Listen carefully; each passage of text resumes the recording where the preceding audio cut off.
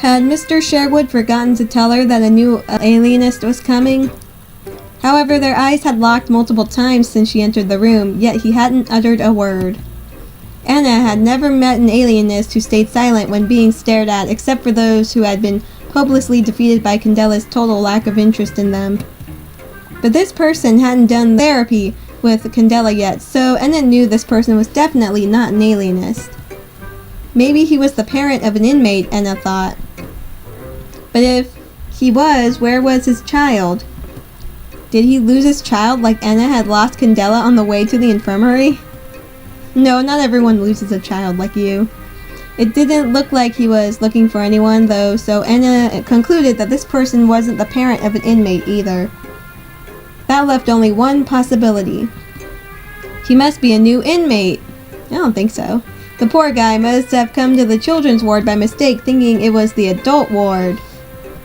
Ena perfectly understood how somebody new to the facility could confuse the two buildings. Excuse me, Ena said as politely as possible. This is actually the children's ward. What you're looking for is the other building. Go ahead. The man rose from his seat but continued to stare at her. Had he not heard her?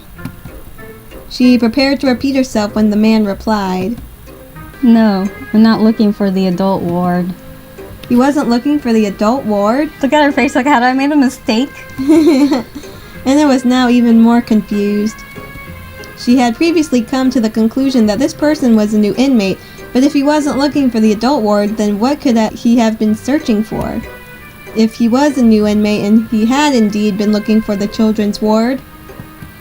And then Ena finally understood. Really? This boy was the new child inmate. Really? Someone that tall, with that kind of voice, with that kind of face is a child? I know, really? I mean, he's tall, he's as tall as you. Jeez, this lady. How old was he, though? She's nice, but she's kind of like... a bimbo. Maybe he was 15 or 16, almost an adult, but still a minor? Does not look 15 or 16. Yeah, you look like you're in your 20s, dude. But Ena didn't want to make any more mistakes. The mind of a lunatic was often fragile. She couldn't risk hurting this boy's feelings. Oh, there's gonna be some big misunderstanding. It's going to get awkward. Judging from the boy's reluctance to speak, he might be scared of strangers. Sorry, this is funny to imagine him scared of strangers. Knowing he's in him. When he sees a stranger. If that was the case, he was either much younger than he looked, or he suffered from some kind of lunacy that left him with the mental state of a young boy. That's very complex. Such cases weren't unheard of. I like how she's building this backstory for him. They're just going to find out, no, I'm not a patient here. Ena walked over to the boy and put on a broad smile. Is she going to start talking to him like really delicately? Oh, I'm sorry, sweetie. Oh, Jesus. She said in her kindest voice, the kind she always used whenever little Johnny cried after wetting his bed. That's the wrong voice to use. He's going to pick up on that. Big sis misunderstood. No. Go ahead. It was weird to use that tone on such a mature-looking child, but Ena wasn't going to discriminate. You are discriminating right now. My name is Ena Palidori, but feel free to call me sis. No, don't. What is your name, sweetheart? Oh, gosh. He's probably more baffled. Look at that. He's baffled. The boy opened his mouth, his eyes wide, but didn't manage to make a sound. Poor kid. He must be so scared that he can't even speak. How dare she? Ena tried to reassure him. It's okay, honey. Don't be afraid. She ruffled his hair. That's going to make it worse. It felt a little awkward because the boy was taller than her. That should be a hint that he's not a child. But Ena wouldn't let something so trivial stop her. I mean, maybe she thinks, like she said before, he has a mind of like a 8-year-old or a child. Yeah. Tell Big Sis your name, okay? I mean, can't you tell, like, by his expression, his baffled expression? The boy still seemed hesitant, but after a moment finally decided to answer. Joff Godwin.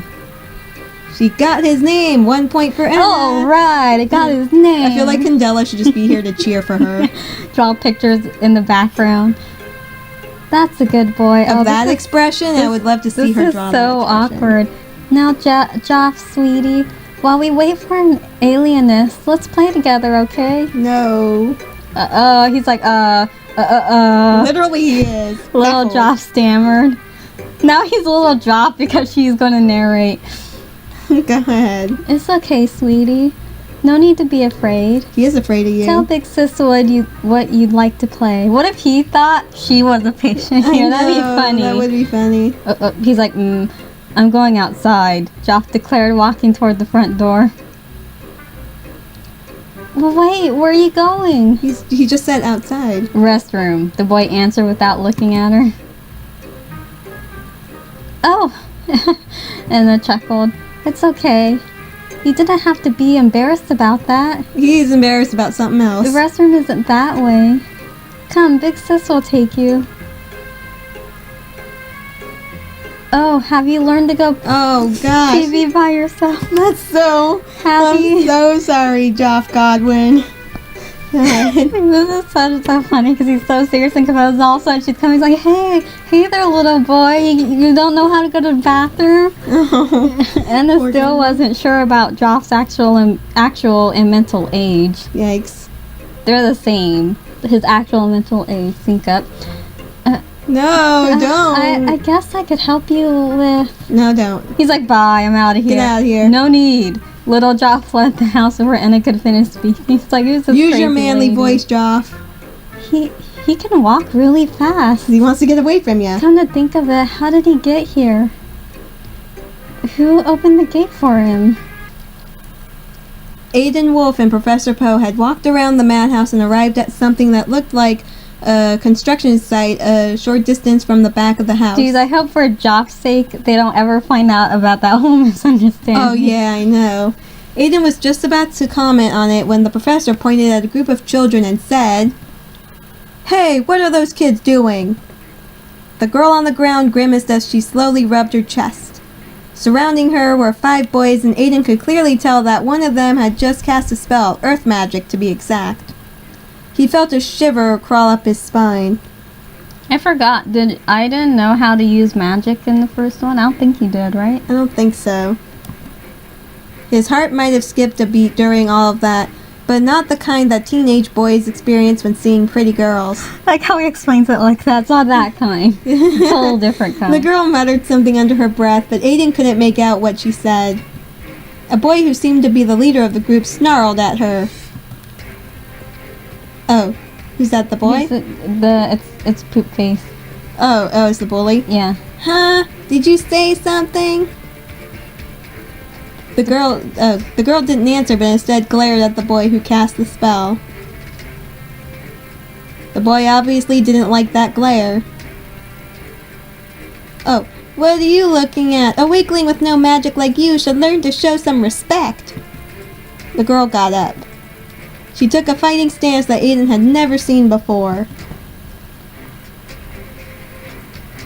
Oh, God. Try that again. Oh, this is where they walked in.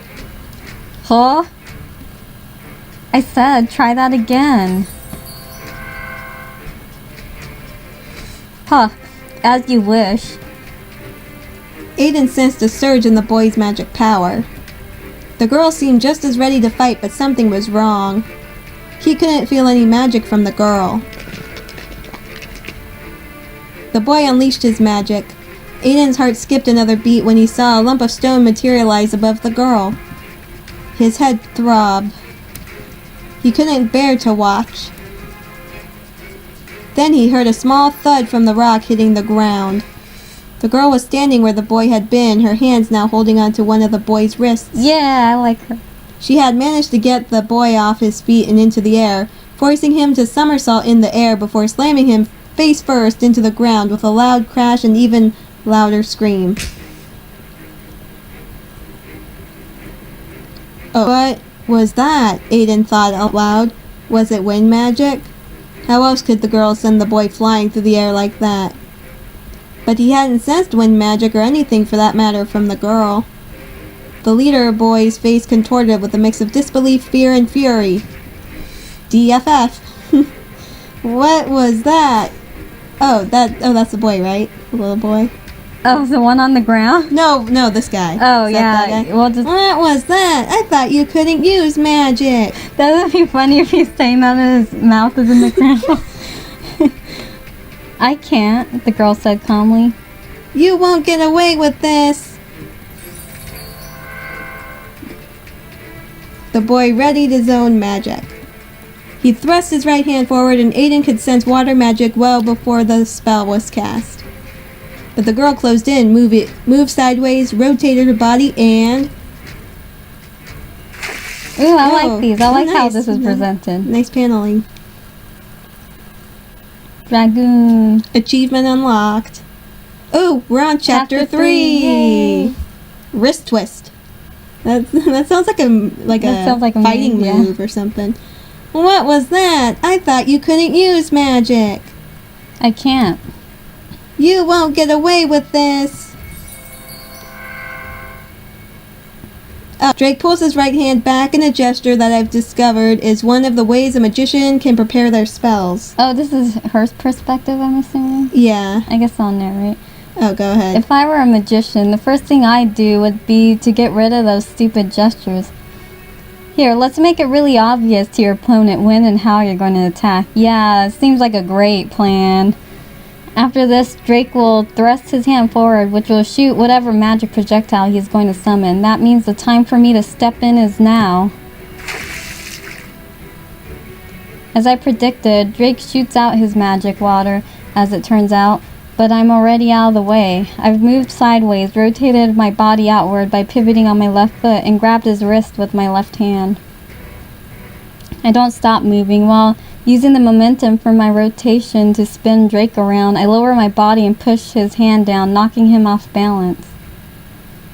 I then plant my right foot and pull the other foot back, placing Drake, who is now facing me, in an awkward position. With his wrist still firmly in my left hand, I use my other hand to force the fingers on that hand to point up to the sky. Finally, I push those fingers down on the ground, effectively twisting his wrist. And suddenly, Drake is in the air. Whee! There are two theories people often make after seeing this technique in action. The first is that it must be wind magic. The thrower must have somehow cast a spell to blow the opponent into the air. That's what Woolfe thought. Okay, The second is that it isn't actually a throw. Instead, the opponent voluntarily jumps to make it seem like he's been thrown. In other words, an act. Oh, that was not acting.